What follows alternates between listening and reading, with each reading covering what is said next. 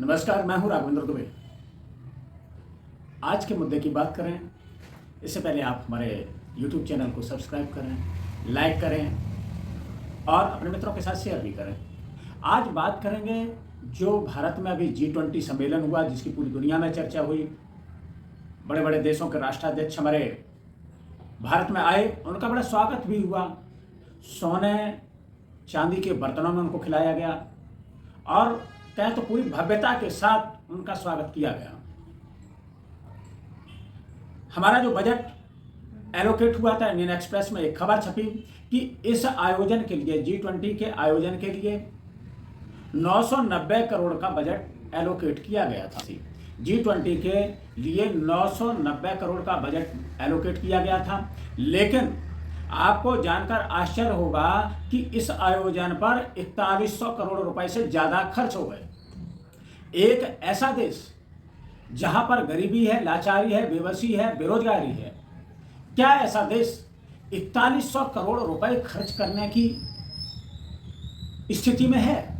लेकिन पूरी दुनिया को दिखाना था कि भारत को विश्वगुरु भारत बन गया है और पूरी दुनिया को दिखाना था, तो जो भी पैसा फूंके गए 4100 करोड़ रुपए, इससे बहुत सारा काम हो सकता था, लेकिन बेवजह की बेफिजूल खर्ची भी की गई। वहीं इससे पहले इंडोनेशिया ने जो G20 सम्मेलन कराया था, उसका खर्चा कितना हुआ? 364 करोड़ रुपए। और देशों ने भी, जिन्होंने भी G20 का सम्मेलन कराया, उनका खर्चा हमारे से बहुत कम था। लेकिन भारत देश है, मोदी जी प्रधानमंत्री हैं, तो फिर पैसे की तो कोई दिक्कत नहीं है, जनता की कहां परवाह। जहां एक विदेशी मीडिया ने इन चीजों को कवर किया, जहां हमारे देश की मीडिया की इतनी हिम्मत नहीं है कि वह इस आयोजन के खर्चे पर या दूसरी चीजों पर उंगली उठा सके, वहीं विदेशी मीडिया ने जो वीडियो वायरल हो रहा है उसमें उसने कहा कि प्रधानमंत्री जी तो हर खंबे पर टंगे हुए हैं, मोदी जी का फोटो है। अरे यहाँ कोई चुनावी रैली नहीं है, यह G20 का सम्मेलन था जिसमें मोदी जी ने अपनी छवि चमकाने के लिए कोई कोर कसर नहीं छोड़ी। आप इस वीडियो को भी देख सकते हैं। This summit in Delhi, the whole event threatens to be overshadowed actually by Prime Minister Modi and by India. And we talk about how he's been attracting a lot of criticism from the opposition and generally critics, saying that he's using this event as almost a way to start campaigning early for elections here in India, which are likely to be held in about 8 or 9 months or so. And he's pulled out all the stops. He's made a real spectacle of the G20. We talked about how on the streets of Delhi, every few meters or so, there are posters all over the place, hundreds if not thousands of them, advertising the G20 with Modi's face on them. And in terms of making a spectacle of it, आखिर ये फिजूल खर्ची कैसे?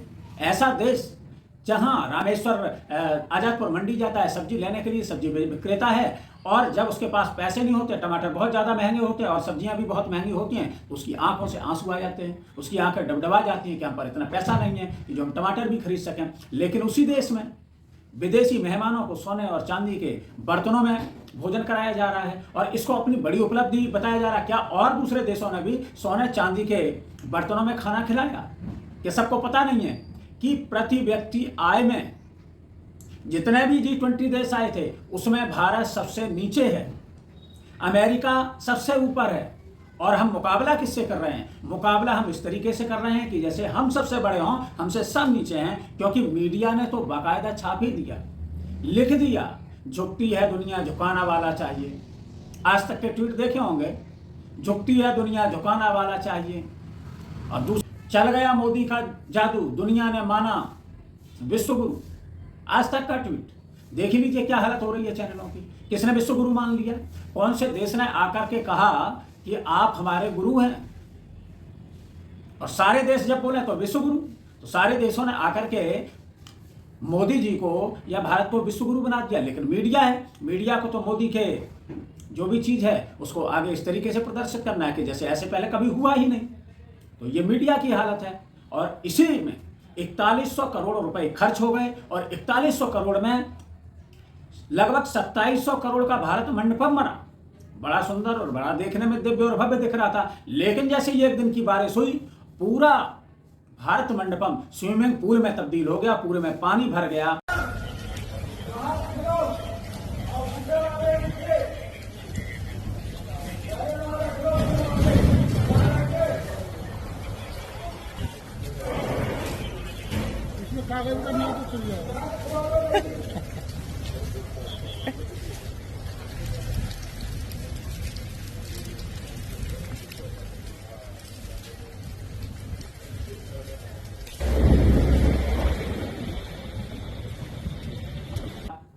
तो ये स्थिति जहां पानी की निकासी की व्यवस्था ना हो और इतना पैसा फूंक दिया गया हो, तो ये क्या भ्रष्टाचार नहीं है? ये भी एक भ्रष्टाचार है कि जहां और देशों के जो राष्ट्राध्यक्ष आए थे या उनके प्रतिनिधि आए थे, उसके बाद पूरे भारत मंडपम में पानी भर गया हो, पानी की निकासी न रही हो, मशीनों से पानी निकाला गया हो। ऐसी स्थिति, तो ये पैसा क्यों बर्बाद किया गया, क्यों इतना पैसा लगाया गया, क्यों इतने महंगे महंगे गमले आए? जहां जिन होटलों का 15,000 लगता था वो 2.5 लाख में उन होटलों का किराया दिया गया। तो यह लूट क्यों हुई? और ऐसे देश में जहां भारत सब कुछ दिखाना ये चाहता था कि उसके यहाँ बहुत ही खुशहाली है, उसके यहाँ कोई बेरोजगारी नहीं है, उसके यहाँ कोई गरीबी नहीं है, गरीब लोगों को हरे पर्दे को लगा करके ढक दिया गया और ऊपर से उसमें G20 का पोस्टर लगा दिया गया। कहीं सफेद कपड़े से ढक दिया गया और G20 का पोस्टर लगा दिया गया। लेकिन एक लड़की ने हिम्मत की और उसने उस पर्दे के अंदर की हकीकत सबको दिखा दी। Behind these big G20 boards and the green sheets, there are houses of people, there are slums. Let's now show you what's inside these green sheets and what's really being hidden from the world leaders. Here there are slums of thousands of people. These are the slums that have been hidden by these green sheets for the big G20 summit. जो मोदी है यहाँ पे वो गरीबी छुपा रहे हैं। अगर इनको कुछ करना है तो जो बाहर से लोग आ रहे हैं ये सब देखेंगे तभी तो हमारे लिए कुछ करेंगे। और वो तो ढक रहे हैं कि इंडिया में गरीबी है ही नहीं। जैसे जेल में बंद हो जाते हैं ना, उस तरीके से हमें बंद कर रखा है। वो हमें बाहर आने जाने से भी मना कर रहे हैं और हमारी खुद की छत पे चढ़ने से भी मना कर रहे हैं। बोल रहे हैं कि ऊपर भी नहीं चढ़ना है। पुलिस वाले यहाँ आए थे हमारे घर में और बोल रहे थे कोई भी ऊपर भी नहीं चढ़ेगा, क्योंकि जब वो लोग निकलेंगे यहाँ से कहीं हम लोग उनको दिखाई ना दे जाएं। इस वजह से वो हमें बिल्कुल ढकना चाहते हैं। पुलिस वालों ने आके बोला है हाँ। कि अपनी खुद की छत पे नहीं चढ़ना। हाँ, अपनी छत पे भी नहीं चढ़ने दे रहे हैं। अब बताओ हम कहाँ जाए? बस एक छोटा सा घर है हमारा, अब उसमें तो बंद नहीं रह सकते ना, हमारा भी दम घुटता है। हम भी सोचते हैं थोड़ा बाहर जाएं। अब चारों तरफ से तो पूरा पैक कर दिया है। कितने लोग रहते हैं आप एक कमरे में? हमारे घर में पूरे 10 लोग हैं। एक कमरे में रहते हैं। हाँ, उन्होंने गरीबी ढकी, अब गरीब लोगों को भी ढकेंगे। हम सबको मतलब इंसानों को बंद करना चाह रहे हैं। गरीबी दिखाएंगे तभी तो पता चलेगा कि हाँ भी दिल्ली में भी गरीब लोग रहते हैं। जब गरीबों को बैठ रहे हैं, हम लोग तो गरीब है तो हमें ढक दिया है। वो लोग तो अच्छी सुविधा में बैठे हैं, बाहर से आए तो अच्छे से बैठे हैं। हम कहाँ जाए? हम लोग जाते हैं हमें भी डांट देते हैं कि इधर से मत निकलो, उधर को जाओ, उधर जाओ, तो उधर से मना कर देते हैं। अब मेरे ससुर जी हैं, फादर इन लॉ, वो इतने बुजुर्ग हैं, बाहर निकले होंगे किसी काम से, उनमें 2 डंडे मार दिए कि जाओ अंदर जाओ। उनका पैर में भी चोट लगी हुई है, फिर भी वो बड़े बुजुर्ग किसी को भी नहीं देख रहे हैं। मतलब सबसे ज्यादा इम्पोर्टेंट वो लोग हैं जो बाहर से आए हैं, हमारी कोई अहमियत है ही नहीं। Just a few kilometers from here is the Bharat Mandapam where the G20 meeting is being held, and just around there are several hotels such as Marriott where several leaders, global leaders, their delegations are staying for the G20 meeting. So in front of them, to put out this image that the entire city is clean, this is the reality that is being masked. क्या दूसरे देश इस बात को जानते नहीं हैं कि भारत देश किस स्थिति में, कितनी यहाँ पर गरीबी है या बेरोजगारी है, कि दूसरे देश इस बात से अनभिज्ञ हैं? आज सोशल मीडिया का जमाना है, डिजिटल जमाना है, जहाँ पर हर चीज कुछ ही सेकंड में पूरी दुनिया में पहुंच जाती है, कोई भी खबर हो। लेकिन शायद इनको ये मालूम नहीं था कि ये खबर कहीं पहुंच सकती। सबको ढक दो, रंग रोगन ठीक है, होता है कि सजावट की जाती है, अच्छा सजाया भी जाता है, कोई मेहमान आता है उसका स्वागत भी किया जाता है, लेकिन जो गरीबी को ढकना, गरीबों को ढकना, गरीबों को नहीं ढको। ऐसा काम करिए जो उनकी गरीबी दूर हो जाए और फिर आपको उनको ढकना ना पड़े। उस गरीबी से आपको शर्मिंदगी है या उन गरीबों से शर्मिंदगी है कि आपने एक तरीके से, जैसे कोरोना काल घोषित हुआ था कि कोई सड़क पर नहीं निकल रहा था, वही हालत आपने दिल्ली में की। तो यह स्थिति क्यों उत्पन्न हुई? क्या आप चाहते थे कि कोई भी गरीब रोड पर दिखे ना?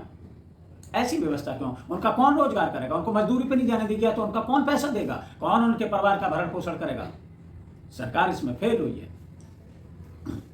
कई लोग कहते हैं कि सरकार पर सवाल उठा रहे, सरकार ने इतना बड़ा आयोजन किया। निश्चित रूप से G20 का जो सम्मेलन हुआ उससे भारत की छवि विश्व में अच्छी हुई है, पहले भी हुआ है।